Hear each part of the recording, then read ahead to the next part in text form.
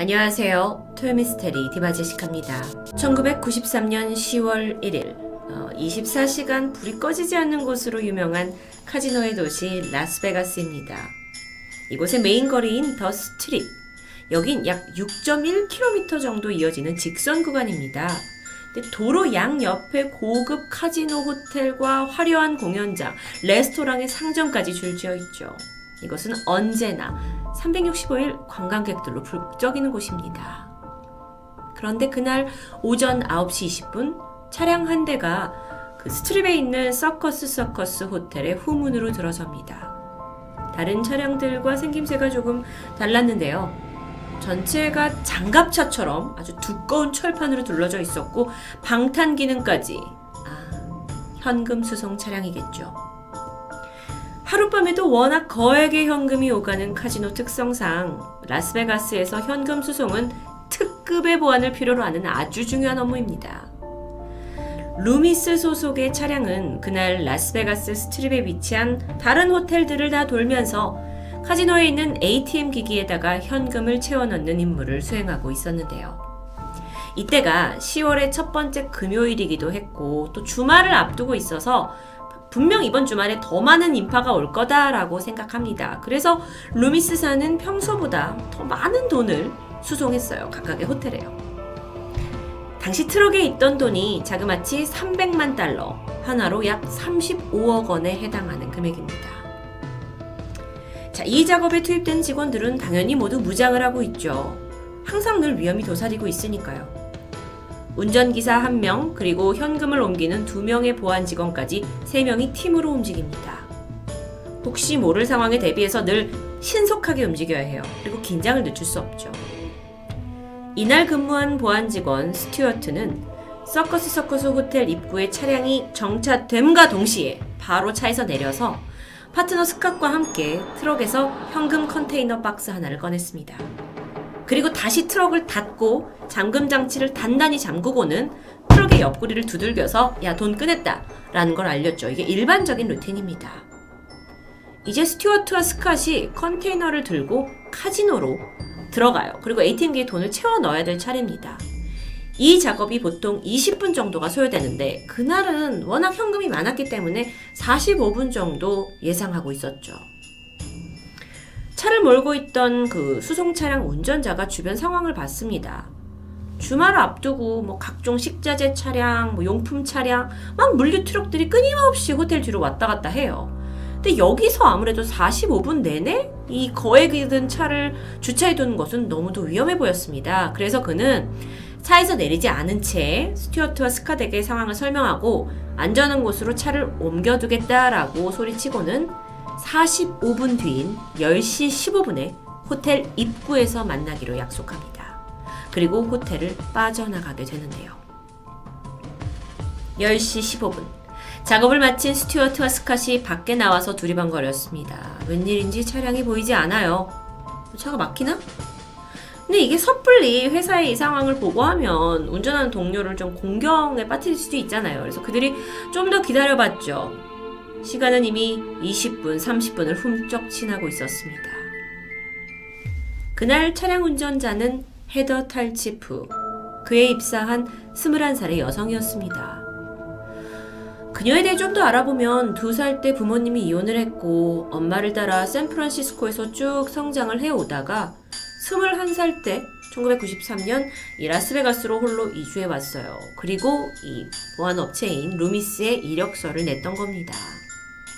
사실 보안업계는 아주 건장한 체격의 남성들이 주를 이루고 있는데요. 무엇보다도 입사 조건이 매우 까다롭습니다.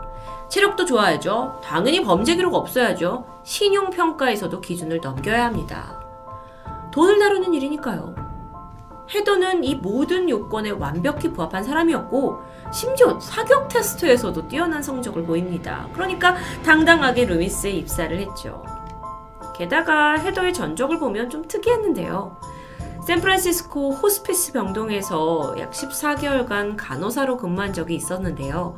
그때 함께 일했던 동료들은 헤더가 정말 환자들과 놀라운 공감 능력을 지니고 있었던 사람이다 라고 평을 할 만큼 아주 좋은 사람으로 평가받고 있는 사람이었습니다. 게다가 이제 사진을 보시면 아시겠지만 이탈리아계 미국인 어머니의 피해가 있어서인지 굉장히 외모가 아름다워요. 그러니까 남도 잘 이해해, 똑부러져, 외모까지 출중해. 루미스의 입사에서도 인기 직원이 됐죠, 단연코. 게다가 사소한 업무에도 아주 성실한 태도를 보여줬기 때문에 경영진의 눈에 빠르게 들어왔고 마침내 그해 9월에 가장 이 회사에서 중대하고도 위험한 업무인 카지노 ATM기 현금 수송 작업까지 투입될 수 있었던 겁니다. 당시 회사에서 가장 그녀와 가깝게 지냈던 사람들이 바로 스튜어트와 스캇이었어요. 헤더는 이제 개인적으로 그들의 경조사, 결혼 기념일까지 챙겨줄 정도로 아주 돈독한 사이였다고 하는데요. 그러다 보니 그들 없이 혼자 현금 수송 차량을 몰고 가도 될 정도로 두터운 신임을 받고 있었던 겁니다. 그런 헤더가 돌아오지 않는 겁니다. 다시 그날로 돌아가서 시간이 너무 지나다 보니까 동료들이 일단 여러 가지 시나리오를 이제 생각하게 보게 돼요. 교통사고를 당한 건 아닐까? 아니면 혼자 있는 틈을 타서 강도가? 이게 엄청난 돈을 가지고 있었기 때문에 충분히 위험에 빠질 수 있었습니다. 그래서 스튜어트와 스캇이 바로 본사에 연락을 취하게 되죠. 경찰이 신고를 받고 이 차량과 헤더를 찾기 위해 대대적인 수색을 펼치게 됩니다. 지금도 그렇지만 현금 수송 차량은 늘 강도들의 넘버원 타겟이죠. 헤더도 분명 가능성이 있습니다. 요즘 같으면 GPS 추적으로 소재 파악을 금방 할 수 있겠지만 1993년 당시는 그런 게 일반적이진 않았죠. 하지만 사라진 차량은 아니 딱 봐도 일반 차량과 너무도 다른 비주얼입니다. 뭐 거의 장갑차 수준이랄까? 강도를 당했든 납치를 당했든 어떻게든 이 차는 쉽게 발견될 수 있습니다. 경찰들은 라스베가스 도로를 통제했고 또 헬기를 띄웠어요. 쉽사리 찾을 수 있을 거라 생각했죠. 오산이었습니다. 헤더와 트럭은 감쪽같이 증발해버렸죠. 사태가 심각해지자 FBI가 투입됩니다. 당시 사건을 담당한 수사관은 조셉 듀셰크라는 사람이었는데 일단 그는 이 서커스 호텔 후문을 나가서 어떻게 이 차가 이동했는지 그 이동 경로를 추적해봅니다. 그러면서 주변 건물의 CCTV를 감식하게 되죠. 예상대로 거기에 수송 차량의 모습이 딱 찍혀 있었습니다. 그리고 이 차량이 유유히 라스베가스를 빠져나갔다라는 것까지 확인하죠. 그리고 그 트럭을 운전하고 있던 사람은 헤더 혼자였습니다. CCTV 확인 이후 헤더는 바로 용의자로 지목되었고요. 먼저 동료들을 대상으로 탐문이 시작됩니다. 그런데 동료들은 말도 안 된다. 헤더는 전혀 범죄를 할 만한 사람이 아니다. 그걸 계획할 조짐도 없었다라고 말하죠. 사실 전과나 범죄 기록도 전혀 없어요. 21살입니다. 그 사회 초년생이 단독으로 30억 이상이 든 현금차를 훔쳐갔다? 정말 그랬을까요? 사건 당일로 돌아가서 10월 1일 그날 헤더는 평소처럼 쾌활하고 다정했습니다. 웃고 농담하면서 일을 시작했는데 좀 특이한 상황이 있었다면 평소에는 보통 두꺼운 이런 부츠를 신고 출근을 하는데 그날따라 하이힐을 신고 왔어요. 그래서 동료들이 퇴근하고 데이트가 있나 보다 정도로 대수롭지 않게 여겼죠. 그게 이 사건과 무슨 연관이 있는 걸까요? 이후에 FBI는 헤더가 거주하는 아파트를 수색합니다. 평소에 범죄를 계획했다 하는 흔적은 전혀 없었어요. 그런데 고개가 갸우뚱해지는 한 가지가 있었죠. 집안 곳곳에서 낯선 남자의 지문이 발견된 겁니다. 게다가 그 지문의 주인공은 48살의 살인 전과를 가지고 있는 강력 범죄자 로베르트 솔리스였는데요. 솔리스 이 사람 전적이 아주 화려합니다. 무려 21개의 가명을 사용하면서 범죄를 여기저기서 저지르고 다녔고 지난 1969년에 이미 현금 수송 차량을 한번 탈취한 전적도 있죠. 그 당시에 운전자를 총으로 쏴서 사망하게 한 죄로 20년간 감옥에 수감되긴 했는데 이 감옥에서도 판초 아길라라는 가명으로 시를 써서 시집을 출판하고 그게 또 운 좋게 대중한테 관심을 받고 그러다 1991년 가석방으로 풀려나서 샌프란시스코로 거주지를 옮긴 것까지 확인되죠. 샌프란시스코? 그렇다면 거기서 헤더와 만났고 두 사람이 함께 현금 탈취를 계획한 건 아닐까? 사실상 명백했습니다. FBI는 바로 2인조 도난으로 두 사람을 수배했고요. 얼마 후 아주 의미 있는 제보가 들어오죠. 헤더가 라스베가스에서 사라진 후 몇 시간 뒤에 이 베가스에서 1200km 떨어진 덴버 공항에서 한 직원이 수상한 커플을 목격했다는 증언이었어요. 일단 이 덴버 공항에 그들의 개인 경비행기가 착륙을 합니다. 그리고 안에는 노부부가 있었는데요. 남편이 부인의 휠체어를 힘겹게 밀면서 내리고 있었죠. 얼핏 봐서는 약간 여유 있는 어르신들의 평범한 장면이었습니다. 그런데 이들이 비행장에 대기하던 리무진 앞에 다다랐을 때 직원이 뭔가 이상한 걸 느껴요. 겉으로 봤을 때 이 노부인이 병색이 환연해 보이는 아주 힘든 모습이었는데 리무진이 앞에 딱 오자마자 휠체어에서 벌떡 일어나서는 정정한 걸음으로 차에 탑승했던 겁니다. 이상하죠?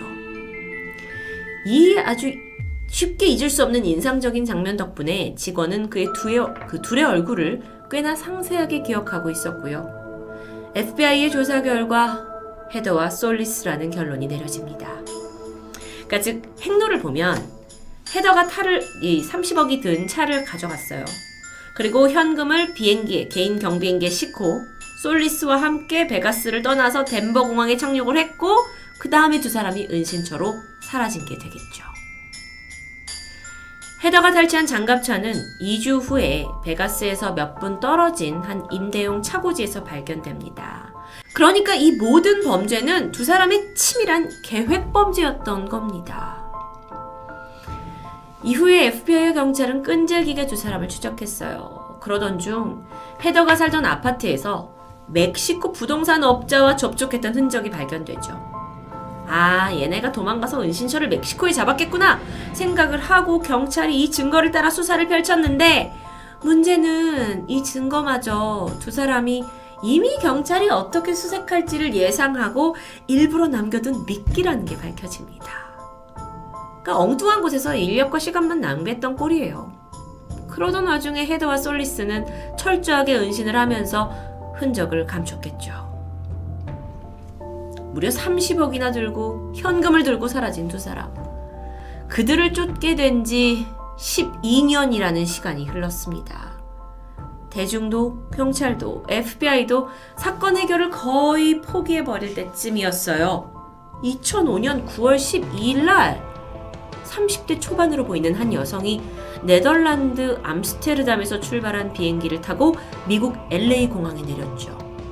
영국 여권을 가지고 있었는데요. 그녀의 이름은 도나 메리튼. 미국에 입국을 해서 그녀가 변호사 2명을 대동하고 네바다로 향했고요.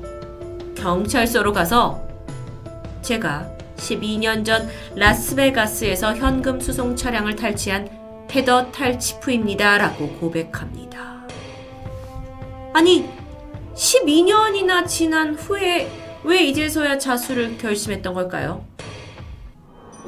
그동안 안 잡혔거든요. 근데 사실 그녀가 혼자 온 게 아니에요. 10살 된 남자아이와 함께였습니다. 예상대로 솔리스와의 사이에서 낳은 자식이었죠. 헤더의 말을 들어보니까 이제 더 이상 아들을 데리고 숨어 지내는 삶에 지쳤고 나도 자식에게 당당한 엄마가 되고 싶어서 자수한다고 밝혔습니다. 그녀는 자신의 죄를 모두 인정하고 피해 회사인 이 루미스사에 변제를 하겠다고 말했죠. 자, 그렇다면 솔리스는 어디에 있는 걸까요? 헤더 말에 의하면 이미 아들이 태어난 직후인 10년 전에 그와 헤어졌다. 생사조차 알지 못한다라고 고백했습니다. 그런데 이제 헤더를 만나거나 보니까 정말 묻고 싶은 게 있어요. 아니 어쩌다가 21살의 여성이 48살의 전과범에게 사랑을 느끼고 또 게다가 함께 범죄까지 계획하게 되었을까요? 너무 궁금한데요. 헤더의 답도 놀라웠습니다. 자신이 솔리스에게 영적인 최면을 당했고 육체적, 정신적으로 지배를 당했다고 주장해요. 솔리스가 가석방 되고 샌프란시스코로 옮겼잖아요. 근데 이때 간호사로 일하고 있던 헤더가 우연히 술집에서 솔리스를 처음 만나게 됩니다. 그때 이 솔리스 아저씨가 자신을 27살 시인이라고 소개합니다. 그러면서 헤더한테 타로 점을 내가 봐주겠다 하면서 접근했죠. 근데 이때 내놓은 점괘가 또 기가 막혀요. 당신과 나는 운명적인 사이가 될 거다. 우린 라스베가스에서 엄청난 미래가 기다리고 있다라고 설명하는데요. 안타깝게도 당시 19살이던 순진한 헤더는 그에게 흠뻑 빠져버리고 말았습니다. 그리고 그날 밤을 같이 지새웠죠. 헤더에게 솔리스는 정말 저세상의 사람이었어요. 처음 그의 집을 방문한 날, 집 한쪽에 솔리스가 만들어둔 제단이 있었습니다. 염소 2개골, 양초, 그리고 우유와 피로 가득 채워진 잔까지. 솔리스는 그 앞에서 헤더에게 타로점을 막 해석해주면서 매일매일 그녀를 현혹했죠. 결국 헤더는 나와 그 솔리스가 영적으로 연결된 사이라는 걸 굳게 믿었고, 아니 세뇌되었고요. 그의 제안대로 함께 라스베가스로 이주를 결심합니다. 이후 솔리스는 모든 걸 사주했어요. 트럭 운전 자격증 따게 했고, 사격 기술을 연마하게 했고, 이 계획의 초석을 다지는 거죠. 그러다 어느 날 솔리스가 입사 지원서를 들이밉니다. 이름 적어. 그곳이 바로 루미스였던 겁니다. 이게 가능할까? 사실 둘의 관계는 정말 쉽게 설명하지 못할 만큼 특이했습니다. 그녀가 출근을 하기 시작한 이래 솔리스는 매일 밤 정체를 알 수 없는 비디오 테이프를 보게 하는데요. 이 화면이 막 소용돌이 모양으로 돌아가고 낯선 남자의 목소리가 들리고 10에서 1까지 숫자를 천천히 세라고 하는 아주 귀한 영상이었죠. 헤더는 이때 분명 솔리스가 자신에게 최면을 걸었고 자신은 완전히 세뇌된 것이라고 주장합니다. 그는 언제나 헤더가 자신을 숭배의 대상으로 여기도록 만들고 그렇게 컨트롤했고요. 실제로 헤더 또한 그 남자에게 복종해야 할 것 같은 그런 경외심 비슷한 걸 느꼈다고 고백합니다. 그러던 그가 사건 당일 아침 헤더에게 지도 한 장을 주면서 너 오늘 운송한 차를 이곳으로 가져와라 라고 지시했죠. 동료들 따돌리고 빠져나가서 거기서 도착을 해서 돈 옮기고 노인으로 분장하고 준비해둔 경비행기에 돈 싣고 탈출에 성공했던 겁니다. 헤더는 범죄를 저지른 사실을 충분히 인지하고 있었지만 자신의 신이었던 솔리스를 거스를 수 없었다고 말하는데요. 이후 도주 생활 중에 아이가 태어났고 솔리스와 이별하면서 더 이상 자신의 과거를 아들에게 숨길 수 없었다고, 그래서 자백한다고 말합니다. 판결을 받은 헤더는 결국 63개월의 징역, 그리고 남은 생애 동안 루미스사에게 30억 원을 배상하라는 선고를 받았습니다. 자, 그렇다면 솔리스는요? 사실 그가 이 사건의 주범이잖아요. 여전히 도주 중입니다. 뛰어난 언변과 최면까지 이용해서 한 여성의 인생을 송두리째 바꿔놓은, 마치 이건 사이비 교주 같은 느낌인데요. 로베르트 솔리스의 행복. 30억을 들고 튀었는데 지금까지 살아있다면 70대 노인이 되었을 겁니다. 그 거액을 가지고 승리감에 빠져 행복하게 살고 있을까요? 아니면 여전히 남의 것을 훔치는 그 습성을 어디선가 부리고 있진 않을까요? 지금까지 토요미스테리 디바제시카였습니다. 안녕하세요. 토요미스테리 디바제시카입니다. 호러 영화를 홍보할 때 촬영 중에 실제로 심령 현상이 일어났다는 홍보문이 덧붙여지면 보기도 전에 영화에 대한 공포감이 극대화되는 경향이 있죠. 그러다 보니까 이게 하나의 마케팅으로 자리 잡기도 했는데요. 관객의 입장에서는 실제로 그런 게 있었는지 아니면 단순한 노이즈 마케팅인지는 알 수 없지만 어쨌든 우리의 호기심을 증폭시키는 역할은 충분한 듯합니다. 1976년 미국에서 개봉한 영화 오맨. 오맨이라는 건 징조라는 의미의 단어인데요. 우선 영화를 보시지 않은 분들을 위해 간략한 줄거리를 말씀드리면 성경에서 그 악마를 상징하는 숫자를 흔히들 6이라고 하죠. 특히나 서양인들은 이걸 아주 불길하게 여기고 있는데요. 영화 오맨에선 6월 6일 6시 주인공 로버트와 아내가 아들을 얻게 됩니다. 하지만 출산의 기쁨도 잠시 안타깝게 아이는 곧 사망했고요. 이에 남편이 부인이 너무도 낙담할 것을 걱정해서 데미안이라는 남자아이를 데려오게 되죠.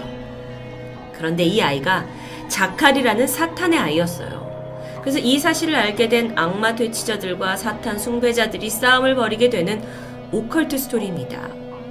오맨은 괴기스러운 악마가 등장하지 않고요. 직접적으로 누군가를 살해하는 장면도 없지만 그 특유의 스산한 분위기 때문에 영화 내내 묘한 공포감을 주는데요. 그 독특함 때문에 큰 호평을 받기도 했죠. 그 유명세에 힘입어 1976년 개봉 이래 총 4편의 후속작과 한 편의 드라마 버전까지 제작되었습니다. 오맨 하면 지금도 호러 영화의 명작 중에 하나로 손꼽힐 정도예요. 그런데 이 영화가 유명해진 게 독특한 연출과 스토리 때문만은 아닙니다. 촬영에 참여한 배우와 그 관계자들에게 정말 이상하리만큼 수많은 미스테리한 일들이 벌어졌기 때문입니다. 먼저 오맨의 촬영 감독 리처드 도너, 그는 촬영차 영국의 한 호텔에서 머물던 중이었어요. 근데 당시 영국에 대항하고 있던 아일랜드 독립국 단체 IRA에 의해서 폭탄 테러를 당하게 되는 아찔한 상황에 직면합니다. 이 호텔이요. 다행히 생명의 지장은 없었습니다. 하지만 촬영 초반부터 폭탄 테러가 시작된 이래 크고 작은 사건들이, 불행한 사건들이 연속으로 불어닥치게 되죠. 이번엔 오맨의 작가 데이비드 쉘처, 그는 영국 촬영장으로 이동하기 위해 탑승했던 비행기가 운항 도중 갑자기 번개를 3번이나 맞아서 기체가 파손됩니다. 하마터면 공중에서 목숨을 잃을 뻔한 아찔한 사건이죠. 그런데요, 사실 이 영화 촬영에 들어가기에 앞서서 불길한 징조가 또 다른 게 있었습니다. 바로 오맨의 주인공, 그 로버트 역, 아버지 로버트 역으로 출연한 그레고리 팩이죠. 그는 로마의 휴일에서 오드리 헵번과 함께 출연한 우리에게는 세계의 헐리우드 배우로 기억되고 있는데요. 그가 긴 공백을 깨고 돌아와서 공포영화 오맨에 출연하게 되면서 많은 팬들의 기대를 모았습니다. 근데 여기서 잠깐 그의 사생활을 조금 살펴보면 그에겐 전처와 후처 사이에서 얻은 아들과 딸 2명의 자식이 있습니다. 그레고리 팩은 헐리우드에서 아주 그 아이들에게 헌신적이고 또 가정적이다라는 평을 들을 정도로 남달랐는데요. 오맨 촬영에 들어가기 2달 전 그의 아들이 갑자기 권총으로 자살하게 되는 사건이 벌어졌습니다. 자살 징조가 전혀 없던 아주 멀쩡했던 아들이에요. 근데 순간 세상을 떠나게 된 거죠. 이 일을 계기로 정신적 충격을 크게 받은 그레고리 팩, 당연하겠죠. 그리고 이후에 진행된 영화 작업에서 각 스태프들에게는 불길한 상황들이 계속 벌어졌던 겁니다. 비행기 사고에 호텔 테러까지. 근데 이 정도야 동시다발적으로 관계자들에게 불운이 겹쳤다고 해석할 수 있습니다. 하지만 지금부터 들으실 이야기는 좀 다르죠.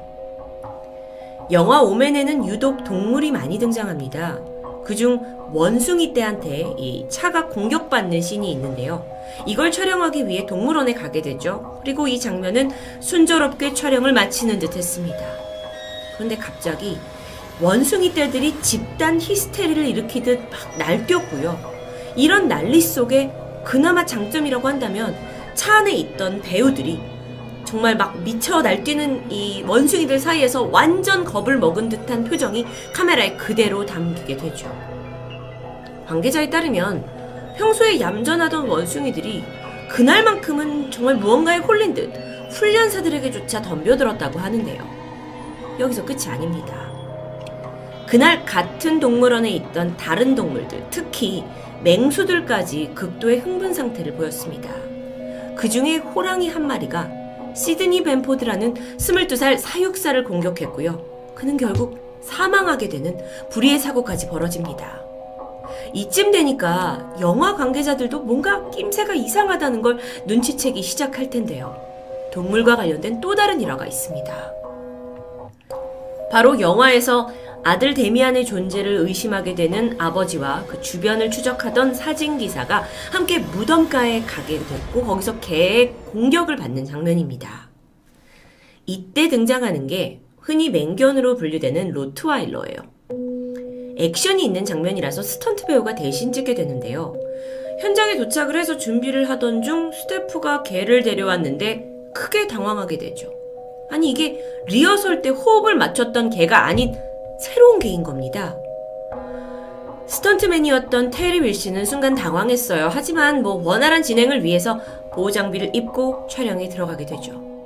큐! 사인과 함께 카메라가 돌기 시작했고 이 스턴트맨이 리허설대로 개에게 쫓기는 연기를 시작하는 순간 맹견이 갑자기 사납게 돌변해서 그를 공격했고요. 결국 막 몸 위로 올라서서 막 둘이 옥신각신하다가 이 스턴트맨은 갈비뼈에 금이 가는 부상을 입고 입원을 해야 했습니다. 추후 인터뷰를 보니까 사고 당시에 막 몸에 올라타서 미친 듯 공격하던 개의 눈빛이 소름 끼쳐서 자기도 이성을 잃고 살아야겠다는 생각으로 저항했다고 말했는데요. 정말 끔찍했겠죠.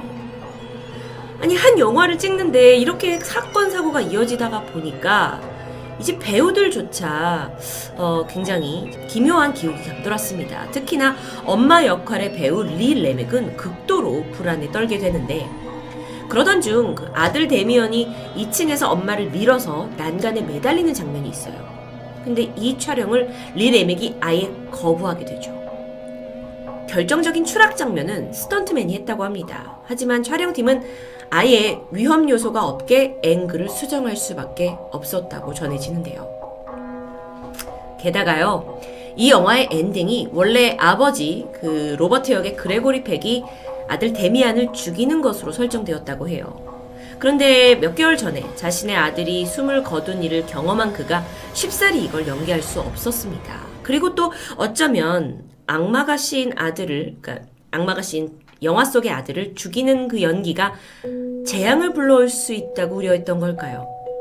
결국 작가는 엔딩 스토리를 바꾸게 되죠. 어떤 엔딩인지는 여러분이 영화를 보시면 확인하실 수 있을 것 같습니다. 자, 여기까지 소개했으면 이거 정말 오맨의 저주가 사실인가 싶지만 여기서 쐐기를 박는 또 다른 사건이 있습니다. 영화 한 장면에 악마가 파놓은 함정에 인간이 죽임을 당하는 장면이 있어요. 목이 잘린 죽음인데요. 여기서 이 목 잘린 부분에 대한 분장을 맡은 사람이 특수효과 전문가 존 리처드슨입니다. 그는 오맨 촬영을 잘 마쳤고요. 이후에 다른 영화를 준비하면서 조수 한 명과 차로 이동하던 중 큰 충돌 사고를 당하게 돼요. 차가 그야말로 산산조각이 났어요. 그리고 존은 반년 이상 입원을 할 만큼 큰 부상을 입게 돼요. 근데 문제는 조수석에 있던 스텝이 그 자리에서 목이 부러져서 즉사하게 되죠. 그때의 현장이 마치 존이 오맨 촬영할 때 연출했던 그 목 잘리는 참수 장면을 연상하게 했고요. 존은 섬뜩한 공포감을 느꼈다고 말합니다. 끝이 아니에요. 심지어 당시 존이 네덜란드에 있는 오맨이라는 지역으로 가던 중에 이 사고가 발생했다는 게 알려지면서 여론이 이건 정말 악마를 건드린 죄가 아니냐, 영화 관계자들에게 저주가 내려진 게 아니냐라는 소문이 무성해집니다. 그렇게 개봉한 영화는 대흥행에 성공했죠. 이후에 후속편이 제작되는데 그리고도 미스테리한 일들은 계속됩니다. 오맨2 촬영이 한창일 때 영화 중반까지 진행된 촬영분 이걸 이제 확인을 해봐야 되잖아요. 그래서 스태프들이 편집실에 가서 필름을 재생해 봅니다. 근데 어딘가 이상한 점을 발견하게 되죠. 이 배우들이 악마의 존재에 대해서 언급을 하는 중요한 장면이 이미 찍었는데도 불구하고 통째로 손상되어 있었기 때문이에요. 그 당시에는 디지털 시대가 아니기 때문에 필름으로 촬영을 했겠죠. 그래서 이 녹화가 끝난 필름은 철저하게 영화사가 따로 보관실에서 관리를 하고 있었다고 해요. 이게 혹여 하나라도 손상되거나 분실되면 엄청난 사고입니다. 그래서 관리자는요, 전혀 필름을 건드린 적이 없다고 해요. 그런데 왜 도대체 악마의 존재가 언급된 그 중요한 장면만 손상되었던 걸까요? 결국 해당 장면은 재촬영되었습니다. 근데 그 와중에도 기이한 일이 계속 있었어요. 현장 장비 전압을 관리하려고 가져다 둔 전압기가 있는데 이게 자꾸 오류가 나는 겁니다. 기계가 작동은 하는데 전압을 표시하는 계기판에 계속 666만 반복해서 뜨는 겁니다. 그럴 수도 있죠. 이게 별거 아닌 걸로 넘어갈 수도 있죠. 하지만 오맨의 저주에 대해서 익히 들어왔던 스탭들로서는 간담이 서늘해질 수밖에 없었던 겁니다. 이쯤 되니까 오맨의 저주 끝날 만도 하고 오맨 시리즈 안 찍을 만도 해요. 그런데 시간이 지나면서 또 리메이크 편이 만들어지죠. 2006년입니다. 오맨 리메이크에 출연한 줄리아 스타일스는 영화 촬영 초반부터 원인을 알 수 없는 강박증에 사로잡혔다고 말했어요. 심지어 촬영이 없는 날에도 막 답답한 기분과 함께 누군가 자신을 지켜보고 있는 듯한 공포심에 사로잡혔고요. 결국 정신과 치료를 감행했을 정도입니다. 그렇게 가까스로 오맨 리메이크 영화 작업이 끝났고 이후에 그녀의 이 심리적인 강박증, 불안 증세가 놀랍도록 빠르게 회복되었다고 합니다. 이렇게 1976년 오맨 오리지널이 개봉한 이래 계속 이제 후속작이 나왔죠. 근데 미스테리한 비하인드 스토리가 널리 알려지고 또 후속 시리즈가 나올 때마다 오맨의 저주에 대해서 다시 회자되고 그러면서 주목을 받아온 영화입니다. 물론 이런 일련의 사건들이 그저 기막히게 우연의 일치로 동시다발적으로 일어난 일일 수도 있죠.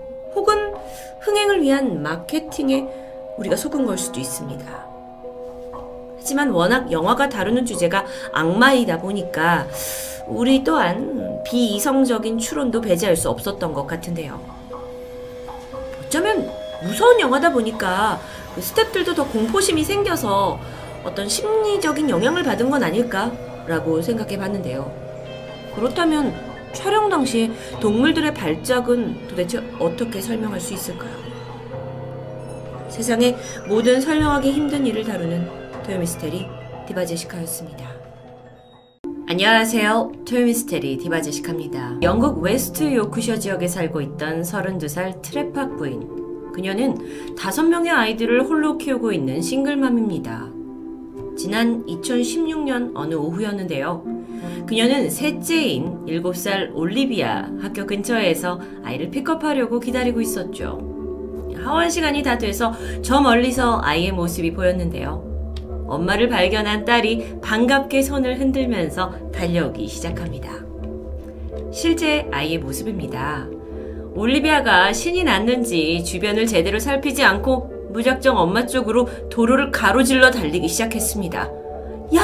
그만! 하면서 엄마가 걱정이 돼서 다급히 소리를 쳤지만 아이는 이미 도로로 뛰쳐나온 후였죠. 미처 올리비아를 발견하지 못한 승용차 한 대가 아이를 덮쳤고요. 올리비아가 차량 밑으로 깔려버립니다. 달리던 차가 갑자기 멈추는 바람에 20m 정도 더 가서야 완전히 멈출 수 있을 정도였어요. 한적했던 거리가 비명소리로 가득 찼습니다. 엄마는 이 눈앞에서 펼쳐진 광경에 잠시 숨이 멎었겠죠. 그리고 털썩 자리에 주저앉아 버렸습니다. 정말 그 찰나였지만 겨우 정신을 차리고 아이에게 다가가는데요. 어라? 아스팔트 바닥에 쓰러져 있는 올리비아가 몸을 움찔하더니 이내 천천히 몸을 일으킵니다. 그리고 마침내 두 다리로 우뚝 일어서서는 엄마와 눈이 마주쳤죠. 그리고 말해요. 엄마, 무슨 일이야? 왜 그래? 지금 방금 일어난 이 엄청난 교통사고를 겪은 건 사실 올리비아 당사자입니다. 그런데 아무 일도 일어나지 않은 것처럼 태연하게 굴었습니다. 이후 아이는 곧장 병원으로 후송이 되었어요. 한눈에 봐도 이 올리비아의 상태가 심각해 보였습니다. 가슴에는 타이어 자국이 선명하게 남아 있었고요. 발가락과 엉덩이에는 이 아스팔트 도로에 쓸려서 피부가 다 벗겨지고 피가 흐르고 있었죠. 하지만 정말 다행하게도 몸 어디에서도 골절상은 발견되지 않았습니다. 의사한테 이 7살 소녀가 달려오는 자동차에 치였다라고 설명을 했지만 오히려 담당 선생님이 좀 의아하게 여기는 상황이에요. 그래도 그럴 게 이 몸 몇 군데에 찰과상이 있긴 했지만 그거 외엔 아무런 이상이 없는 겁니다. 더욱 놀라운 건 심지어 올리비아는 고통을 호소하지조차 않아요. 아무런 아픔도 느끼지 못한다는 것. 이건 올리비아의 아주 특이한 증세입니다. 그래서 이게 병원 전체가 알려지고 발칵 뒤집혔죠. 혹시 이렇게 생각할 수도 있어요. 애가 사고 충격으로 인해서 신경이 마비된 건 아닐까. 그런데 이렇게 당황해하는 의료진들과 달리 올리비아의 엄마는 무언가 알고 있는 듯한 표정을 짓고 있습니다. 사실요, 올리비아가 이런 일을 겪은 건 이번이 처음이 아니에요. 이 사진은 올리비아와 엄마의 사진인데요. 이 트랩박 부인은 아이가 태어난 그날부터 좀 남다르다는 것을 알고 있었습니다. 그도 그럴 게 뱃속에서 나올 때부터 전혀 울음을 터뜨리지 않았어요. 정말 특이한 일이죠. 근데 그렇다고 해서 아이의 성장과 발달에 문제가 있던 건 아닙니다. 아기가 집에 데려와서도 우는 일이 거의 없었어요. 키우는 내내요. 근데 그때까지만 해도 엄마는 좀 특이하긴 하지만 아이가 참 순한가 보다라고 생각했습니다. 그렇게 올리비아가 한 9개월쯤 되던 무렵이에요. 이때의 신생아는요, 거의 하루에 12시간에서 13시간 정도 낮잠을 포함해서 잠을 하루 종일 잡니다. 트랩박 부인 역시 이 아이들 전에 이미 2명의 아이를 키워봤기 때문에 육아 상식은 당연히 알고 있죠. 평소처럼 아이들을 돌보고 있던 중에 오늘 올리비아가 단 한 번도 낮잠을 자지 않았다는 것을 깨닫습니다. 내가 오늘 컨디션이 좋나? 처음엔 대수롭지 않게 생각했지만 다음날도 그 다음날도 낮잠은커녕 9개월 된 아이가 밤에 자는 시간마저 서서히 줄어드는 걸 느끼게 되죠. 그렇게 한 살 한 살 성장을 할수록 아이는 가족들 중에서 가장 늦게 잠이 들었어요. 그리고 또 가장 먼저 깨어납니다.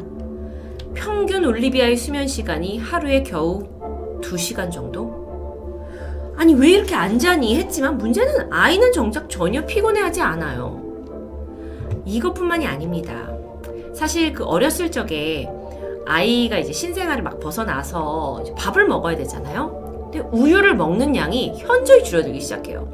그래서 엄마가 혹시 이게 입맛에 안 맞나 싶어서 다양한 종류를 시도했거든요. 근데 올리비아가 젖병을 이렇게 빨다가도 뱉어냅니다.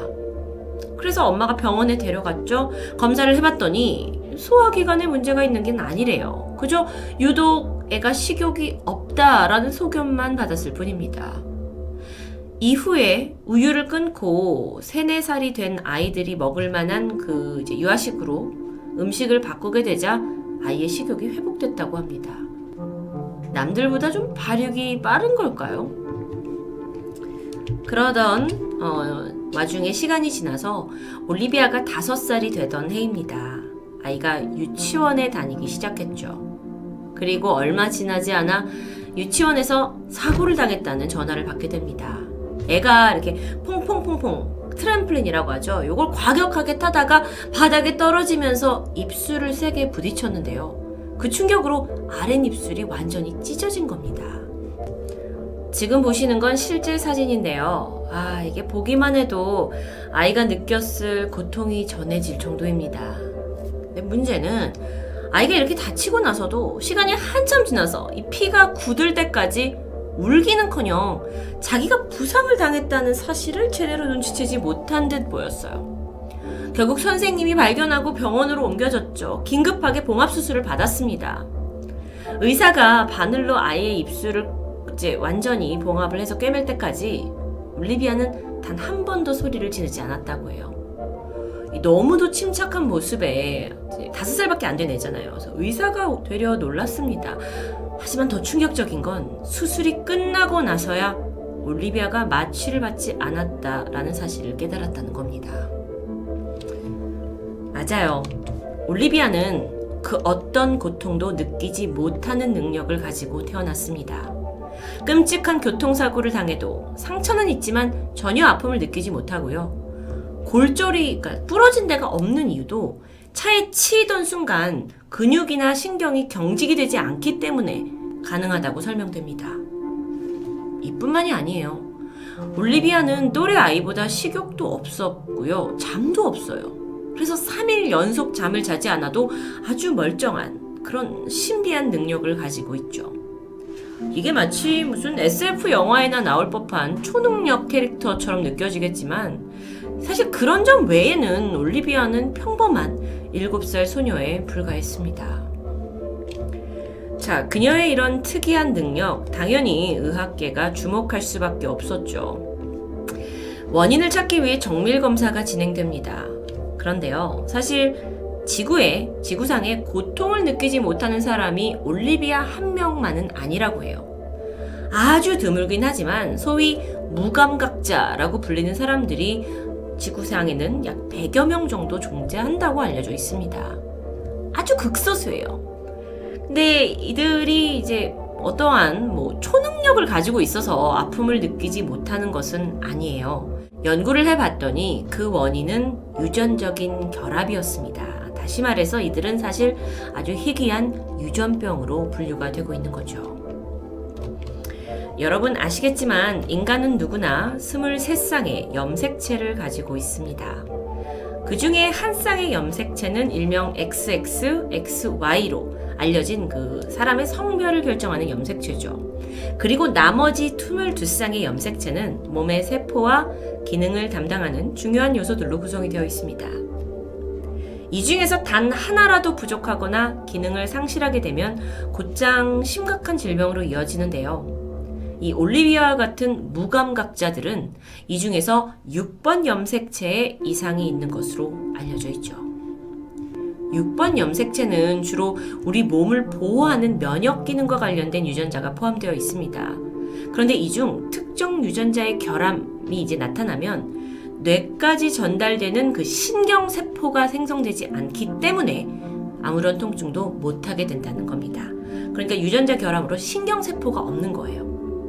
하지만 이건 아직까지 이론으로만 알려져 있습니다. 일부에서는 6번 염색체 증후군과 고통을 느끼지 못하는 게 직접적인 관련이 없다라는 주장이 제기되기도 하죠.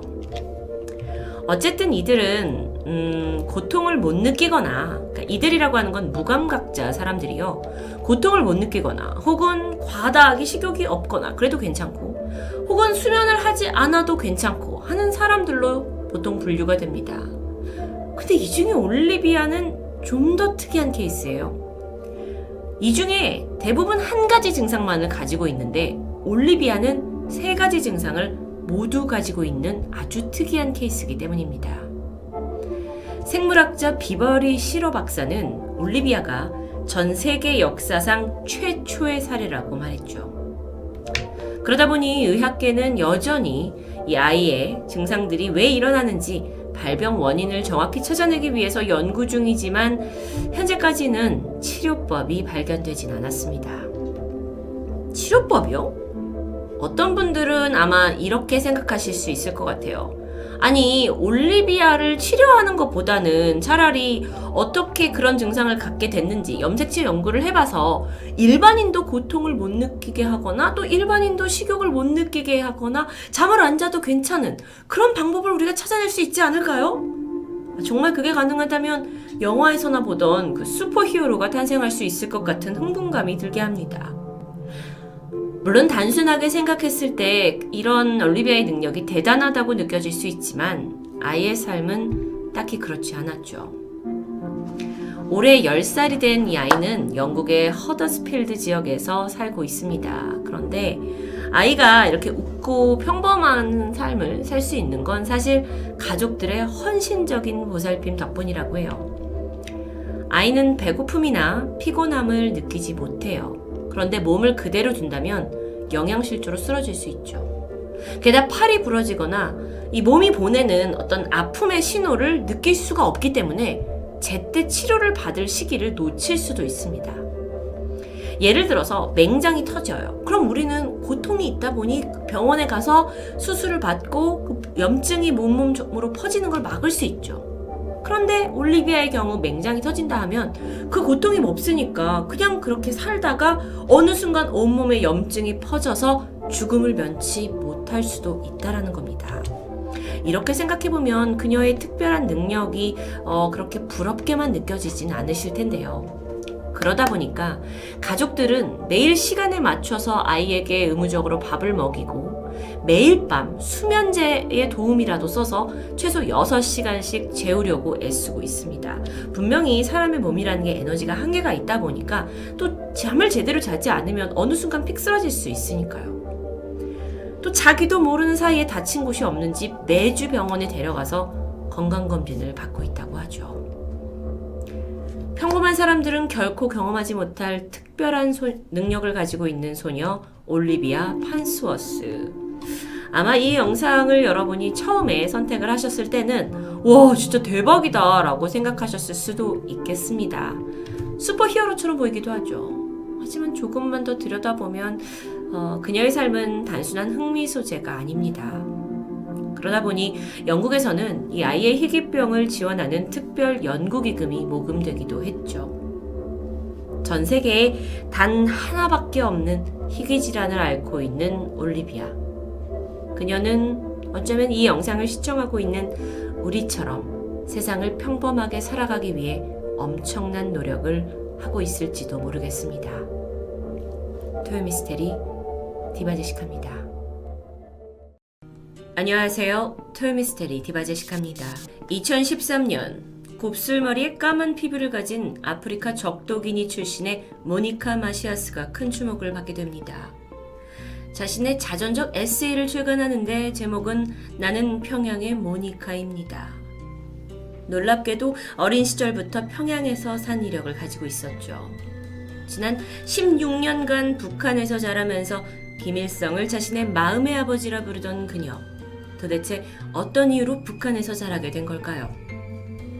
모니카는 1972년 아프리카 중부 서해 연안의 작은 나라인 적도 기니에서 태어났습니다. 아버지가 초대 대통령 프란시스코 마시아스 은게마였죠.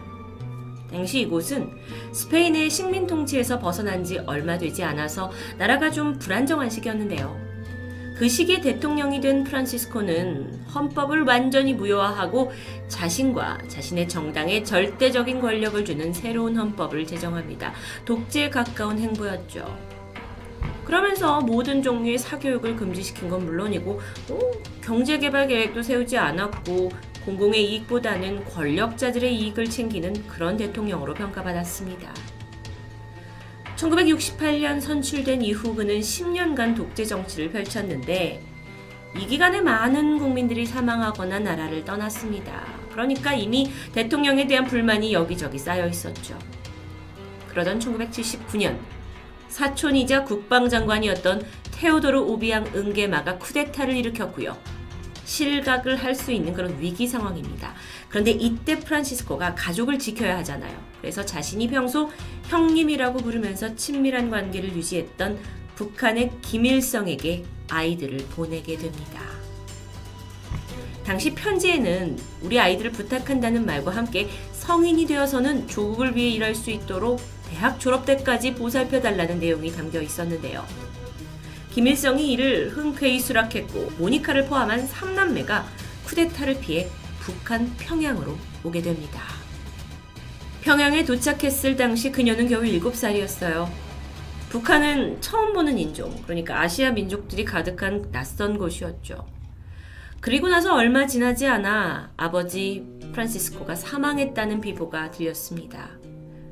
잠시 머무를 줄 알았던 평양, 북한입니다. 하지만 3남매는 한순간에 망명자 신세가 되었고 이때의 충격인지 모니카는 고국에 대한 기억과 모국어까지 잊게 되죠. 북한에서 3남매는 김일성의 특별한 배려로 외국인 전용 아파트에서 지내면서 꽤 편안한 생활을 했어요. 또 북한 고위급 관부들의 자녀들만 갈 수 있다는 엘리트 학교 만경대혁명학원에 학업을 이어갑니다. 이 아이들이 여기에 입학했다라는 것 자체만으로도 평양에서는 꽤 큰 이슈가 되었는데요. 여기가 남학생들만 들어가는 곳이기 때문입니다. 만경 대혁명학원은 북한의 제1 엘리트 학교라고 해요. 근데 군사 쪽에 관련된 수업을 주로 하는 곳입니다. 그러니까 여학생들은 사회 행정을 배우던 남포혁명학원으로 간대요. 하지만 김일성이 모니카와 언니 마리벨을 위해서 만경 대혁명학원에 특별 학급을 신설하게 된 거죠. 그곳에서 3남매는 일반적인 교육과 함께 북한의 주체 사상과 군사 교육을 수료합니다.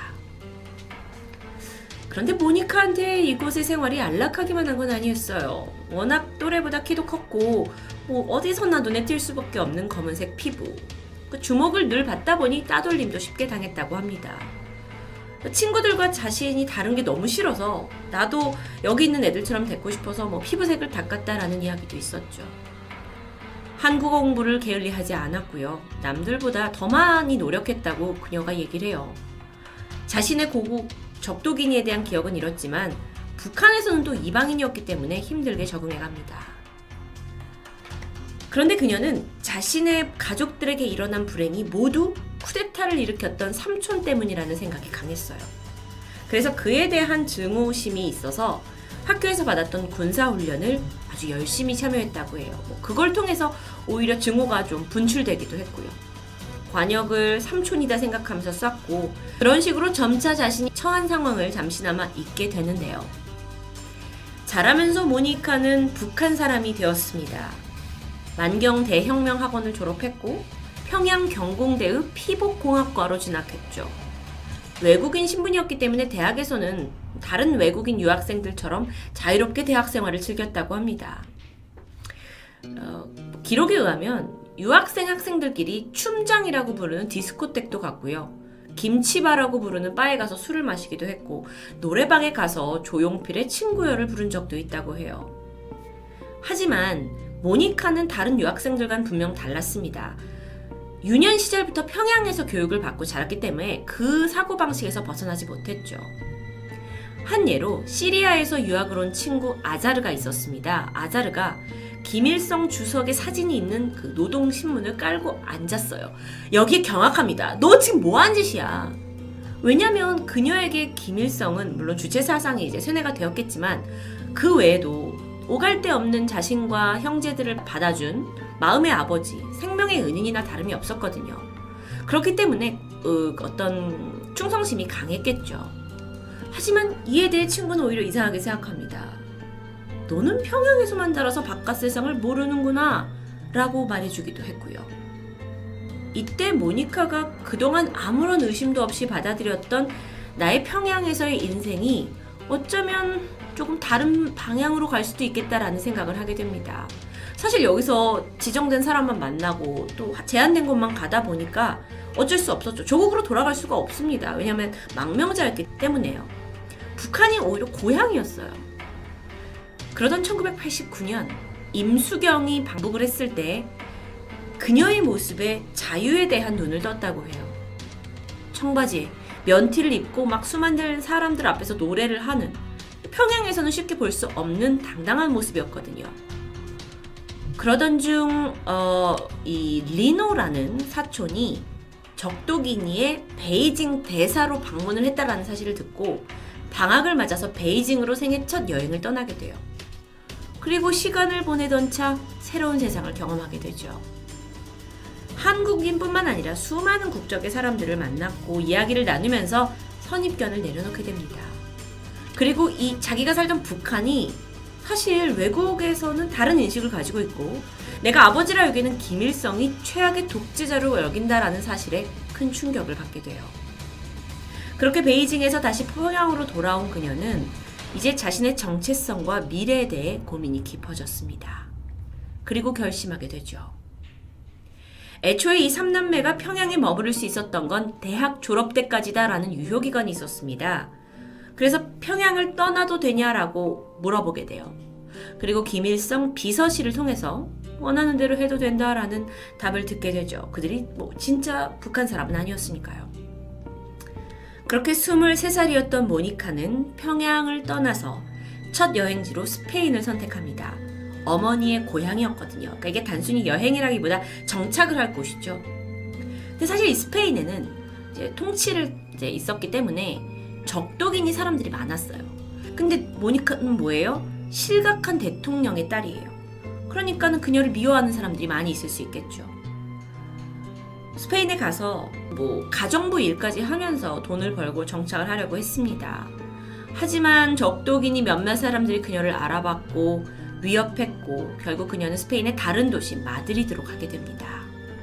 거기에서 전공을 살려서 이제 홈 데코 브랜드에 취직도 했고요. 취직을 하다 보니까 스페인어도 열심히 하고 게다가 한국어도 하고 그러니까 이제 사람들이 시선을 끌게 됩니다. 모니카는 평소 성격이 활발했던 것 같습니다. 춤추기를 즐기던 그녀였기 때문에 다마스코라는 카페에서 댄서로 활동하기도 했죠. 그렇게 인생을 즐기면서 살아가는 듯 했습니다. 사랑하는 남자도 만났고 그렇게 잘 적응하던 중 우연한 기회에 다시 평양에 돌아가게 되는데 이때 미국에 대한 호기심에 빠집니다. 그녀가 평양에서 배웠던 건 미국은 증오의 나라, 원수의 나라죠. 그런데 미국의 실체를 직접 보고 싶었습니다. 그렇게 뉴욕에 도착한 모니카는 정말 자본주의, 나쁜 것, 폐해의 온상이라고 여겼던 미국이 정말 자유를 마음껏 누릴 수 있는 곳이라는 거에 충격을 받습니다. 오전에는 유치원에서 일하고 오후에는 어학원에서 영어 공부를 시작했죠. 그러던 중 자신이 그토록 증오하던 삼촌 테오도르 운게마를 만나게 됐습니다. 그가 이제 새로운 적독인의 대통령이잖아요. UN 총회에 참석하기 위해서 왔는데 마침 이제 사정이 생겨서 그와 만나게 됐고요. 그때 오해를 풀면서 마음 안에 있는 증오마저 모두 털어버렸다고 해요. 그렇게 그녀의 길고 길었던 증오의 마음이 어느 순간 막을 내리게 된 겁니다. 자, 그리고 나서 그녀는 어쩌면 좀 뭔가 감정적으로 헐헐 털어버릴 수 있는 상황에서 자신에게 가장 멀게 느껴졌던 서울로 향하게 됩니다. 어쩌면 이제 마음의 고향이라고 여기는 그 한반도에 서울이 있었기 때문에 망설이진 않았죠. 2007년 인천공항에 도착을 했고 공항에 있던 백두산 사진을 보면서 알 수 없는 감정에 휩싸였다고 해요. 이후에 평양에서 알고 있던 다른 유학생 중국인 친구를 통해 일자리와 숙식을 해결했고 다행히 한국말을 유창했고 또 음식도 맞았기 때문에 빠르게 서울 생활에 적응해 갑니다. 모니카의 서울 생활이요? 만족스러웠어요. 사람도 금방 사귈 수 있었고 외국인이 한국말을 잘하니까 되게 많이 정을 주고 마음을 주고 예뻐해 주셨다고 해요. 다만 모니카가 안타까웠던 건 이쪽 사람들이 이제 북한에 대한 인식이 너무도 부정적이다라는 느낌을 받았다고 합니다. 북한 하면 아우지 탄광, 괴담, 소문 같은 것들을 농담 삼아서 이야기하는데 물론 자신이 김일성의 보살핌 아래서 편안하게 지냈던 것이긴 해도 모니카한테 있어서 북한, 평양은 그렇게 나쁘게 이야기하는 그럴 만한 곳이 아니었기 때문에 좀 모르겠어요. 안타까운 느낌을 느꼈던 것 같은데요. 모니카가 느끼기에는 사실 한국인의 정서도 평양 사람들과 다름없다라고 느꼈다고 합니다. 그녀가 2013년 책을 내기까지 약 10년이 걸렸습니다. 다른 나라가 아닌 한국에서 책을 낸 이유는 자신의 마음을 이해해주고 공감해줄 수 있는 사람이 한국인이라고 여겼기 때문인데요. 그렇다면 궁금합니다. 그녀가 보는 김일성은 어떤 사람이었을까요? 정치적인 것을 떠나 아버지와의 약속을 지켜준 사람이라고 이야기합니다. 삼촌들이 이제 자신의 아버지가 돌아가시고 나서 자식들 어디냐, 북한에 있다 해가지고 찾으러 왔을 때도 나는 약속을 했기 때문에 딸을 내줄 수 없다라고 거절했다라는 이야기를 덧붙였죠. 만약 그때 붙잡혀서 적독인으로 돌아갔더라면 그녀의 인생은 지금과는 많이 달랐을 겁니다. 이토록 성장하면서 어떤 자신만의 인생을 살 수 있게 된 건 모니카는 평양에서의 경험 덕이라고 설명을 하는데요. 여러 나라를 거치고 결국 서울 생활을 몇 년 하고 나서 그녀는 중국, 홍콩, 네덜란드 전 세계를 돌아다니면서 여행을 멈추지 않았죠. 왜 이렇게 전 세계를 여행하냐? 라는 기자의 질문에 나는 전 세계의 다양함을 경험하고 싶다고 말했습니다. 그러면서 사람들은 저마다 내가 속한 세상밖에 모르면서 다른 나라에 대해서는 쉽게 평가하는 경향이 있다라는 일침을 날렸는데요. 또한 무엇보다 어떤 거를 알아가는 단계에서는 편견이나 선입견 없이 다가갈 수 있는 자세가 중요하다고 강조합니다. 그녀는 나중에 결혼을 하면 그리고 아이를 낳으면 꼭 한반도에서 살면서 아이에게 한국어를 가르치겠다고 말하는데요. 자신의 삶이 한반도 그 자체라고 말하는 모니카. 언젠가 한반도가 통일이 된다면 어린 시절 자신의 북한 친구들을 꼭 만나서 남쪽의 친구들을 소개해주고 싶다고 말합니다. 오늘 영상의 제목은 평양의 딸 또는 김일성의 딸 모니카로 잡았는데요. 사실은 여러분이 어떤 일화가 있는지 다 알게 되셨죠.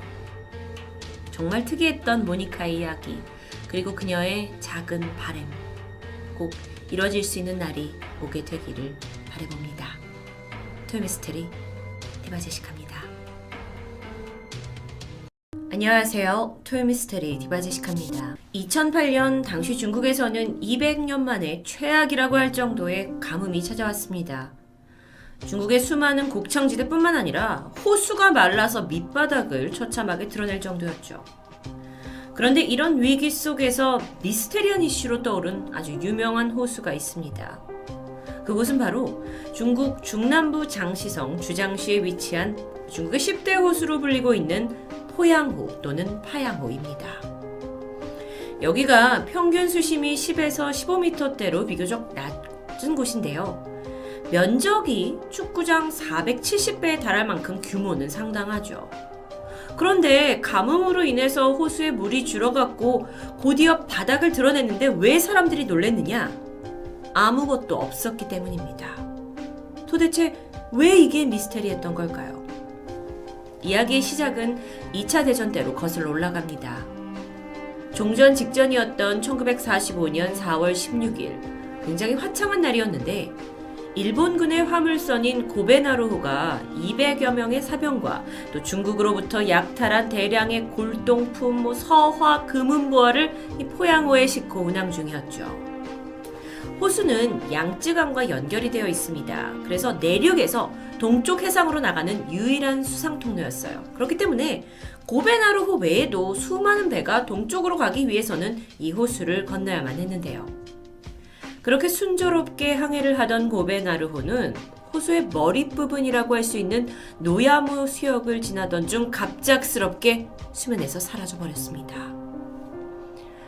일본 정부가 처음 이 사건을 전해 듣고는 이 주변에 워낙 일본과 중국 간의 치열한 전투가 자주 일어났던 곳이기 때문에 중국군이 게릴라 공격을 해서 침몰당한 거라고 추정했습니다. 그런데 사실 상황을 좀 더 살펴보면요. 고베마루호가 사라졌을 때 당시 이 포양호 인근은 사실상 일본군이 완전히 장악하고 있어서 중국 쪽의 접근은 어려운 상태였다고 하는데요. 게다가 공격을 받았다라는 소식이 전혀 없었죠. 어쨌든 주장시에 주둔해 있던 일본 해군 부대가 일단 20명 정도의 조사단 잠수팀을 파견했고요. 배를 가져와라, 인양하라고 명령합니다. 얼마 후 야마시타 대령과 나머지 대원들이 도착을 했고 책임감을 가지고 호수에 입수하게 되는데요. 한참의 시간이 흘렀습니다. 산소를 다시 제공받기 위해 그들은 일정 시간이 되면 물 위로 올라와야 해요. 하지만 이상하게도 호수 표면은 잠잠하기만 합니다. 분명 무슨 일이 생긴 게 분명하다면서 좀 조급해진 상황 속에서 마침 야마시타 대령이 떠올랐습니다. 그런데 이 사람이 반쯤 넋이 나가 있는 상태예요. 안색도 창백하고요. 그래서 밖에서는 무슨 일이 있었냐고 물었죠. 야마시타 대령이 아주 떨리는 목소리로 몇 마디 읊조렸습니다. 검은 안개, 검은 안개. 당시에는 이 말 외에 제대로 된 설명을 하지 못했는데요. 이후 안타깝게도 대령 외에 나머지 잠수부들은 물 밖으로 살아 돌아올 수 없었습니다. 대체 호수 밑에서 어떤 일이 있었던 걸까요? 유일한 생존자인 야마시타 대령이 이후에 입을 다물게 돼요. 그래서 일본군은 사고 원인을 파악하려고 결국 이 포양호를 잘 알고 있는 지역 주민들을 찾아가게 되죠. 그런데 그들의 반응이 대부분 손을 저으면서 이야기를 하고 싶지 않아 했고요. 한간에는 악마의 호수다라는 이야기도 들려왔습니다. 그러던 중 한 주민으로부터 오래전부터 존재했던 전설 같은 걸 듣게 되는데, 약 2000년 전에 하늘에서 이상한 불빛이 내려와서 거대한 폭발을 일으켰고, 그 이후 호수를 지나는 배들이 검은 안개에 휩싸이면서 감쪽같이 사라지는 일들이 계속 있었다는 것이죠. 그래서 마을 사람들이 호수에 접근하는 것조차 꺼렸다고 합니다. 근데 일본군으로선 이게 쉽게 믿을 수 있는 이야기가 절대 아니거든요. 하지만 시간은 그렇게 흐른 채 일본은 왜 고베마루호가 침몰했는지 밝혀내지 못한 채 인양을 포기하고 돌아갑니다. 이 일은 한때 중국 민국일보와 미국의 샌프란시스코 트리뷴에서 사건을 보도한 기록이 남아 있습니다. 배 안에는 진귀한 중국의 고대 물품들이 고스란히 들어 있었겠죠. 그러니까 일본 정부가 이걸 그냥 쉽사리 포기하기는 어려운 상황입니다. 결국 1년이 지난 1946년 여름에 미국의 저명한 잠수 인양 전문가 에드워드 볼튼 박사가 일본 정부의 요청을 받아서 고베마루호 인양을 위해 호수를 찾게 됩니다. 그리고 거액의 자금을 들여서 수개월간 호수를 수색한 결과 아무런 수확도 없이 돌아가요. 오히려 이 기간 동안 여러 명의 잠수대원이 실종되기도 했죠. 결국 볼튼 박사는 조심스러운 태도를 보이면서 조사 결과에 대해서는 침묵으로 일관했습니다. 일본 입장으로서는 아주 답답한 노릇이죠. 돈은 돈대로 다 들었으니까요. 그리고 그로부터 40년 후에 볼튼 박사가 그 당시의 회의록을 UN 환경부에 발표하게 되면서 최초로 고베마루 수색 작업에 대한 일부 진상이 밝혀졌습니다. 다음은 회의록의 일부 내용인데요. 물밑에서 수색 작업이 한창이던 그때 갑자기 훅 하는 소리와 함께 눈이 부실 만큼의 한 줄기 흰 빛이 우리 쪽으로 비춰졌다. 잠시 후 우리는 호수가 격렬하게 흔들리는 것처럼 느껴졌고 동시에 귀를 찌를 듯한 굉음이 들려왔다. 정신을 차리기도 전에 커다란 힘이 강하게 끌어당기면서 소용돌이 속으로 들어갔는데 나는 머리가 아찔해지고 눈앞이 캄캄해지면서 차츰 정신을 잃어갔다. 그런데 돌연 허리에 묵직한 것이 크게 부딪히는 느낌이 들었다. 그 아픔에 잠깐 정신이 들었고 암초였다. 나는 그걸 꼭 부여잡고 있었다. 그리고 이때 아주 한 갈래 긴 백색 빛이 어두운 호수 밑에서 출렁이면서 이동하는 것을 봤다. 안타깝게도 몇몇 동료들은 그 빛에 휘감겨 버렸고 빛과 함께 출렁이며 소용돌이 속으로 이끌려 사라졌다. 그는 기록에서 쉽게 믿을 수 없는 기이한 경험과 함께 실종된 대원들에 대해서 언급했는데요. 추후 시신이라도 찾을 생각으로 호수를 수색했지만 단 한 구의 시신도 발견되지 않았다고 밝혔습니다. 그런데 침몰된 배는 고베마루호만이 아니었습니다. 지난 1960년대 초에서 1980년대 말까지 거의 30년 동안 약 200여 척의 배가 이곳에서 침몰을 했고요. 1,600여 명이 실종되었죠. 이런 기록은 전 세계 선박 침몰 사상 아주 드문 숫자라고 하는데요. 중국 장시성 주장시 해사부서의 기록에 따르면 1985년 8월 3일 하루에만 무려 13척의 선박이 이곳에서 연이어 실종된 기록이 남아있다고 합니다. 그나마 30여 명이 살아 돌아왔어요. 하지만 그들은 어떤 일을 겪었는지 그 어느 누구도 제대로 설명을 하지 못했고 일부는 정신 이상까지 보였죠. 연속적인 침몰, 그런데 생존자들은 그걸 침묵해버리면서 결국 이 포양호의 노야모 수역은 미국의 버뮤다 삼각지대와 비교되면서 중국의 버뮤다 삼각지대라고 불리기도 합니다. 중국 정부가 가만히 있을 수 없었겠죠. 그래서 본격적인 조사를 명령해요. 1985년 초 과학연구팀이 노야모 부근에 3개의 기상관찰소를 만들어서 우선 이 침몰에 지대한 영향을 줄 수 있는 날씨에 대해서 1년간 조사를 진행합니다.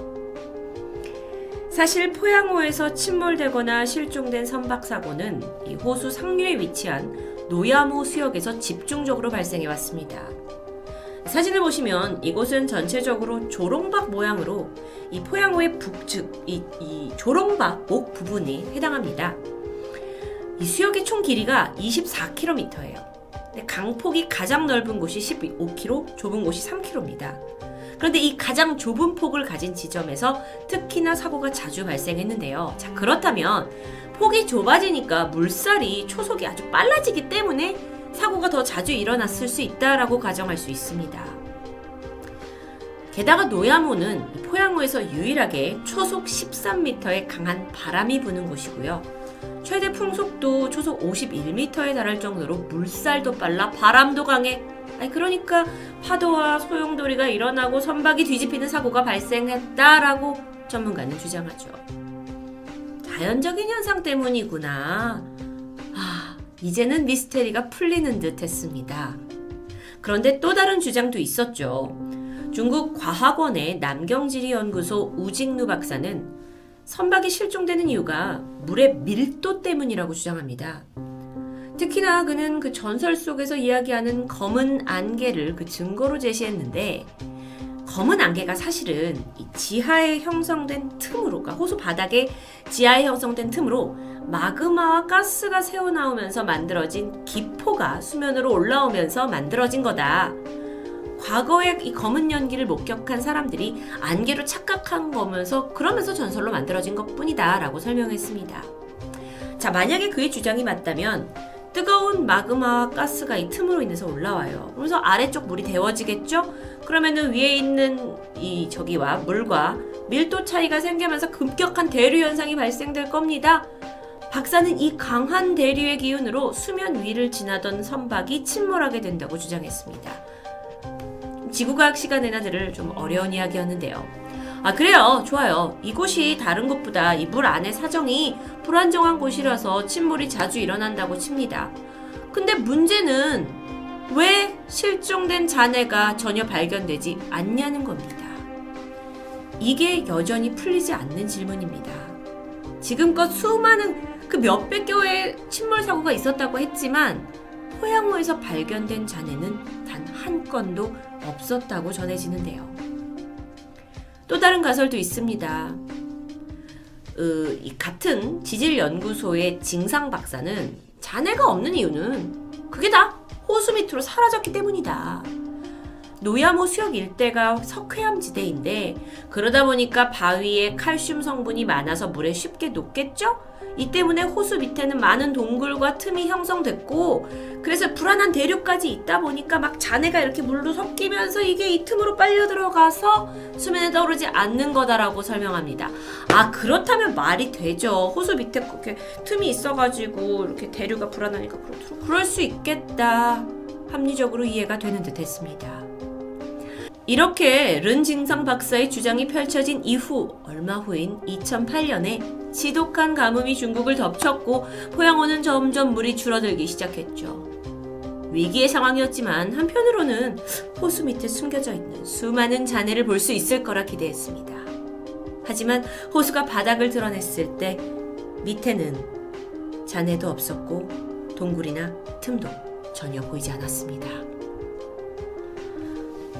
그렇다면 수십 년간 이곳에서 침몰했던 그리고 사라졌던 선박과 사람들은 어디로 사라진 걸까요? 시간이 지나서 그럴 수 있다지만 선박의 잔해는 분명 남아 있어야 앞뒤가 맞는 거 아닐까요? 혹시 우리가 과학적으로 뭔가 놓친 게 있는 건 아닐까요?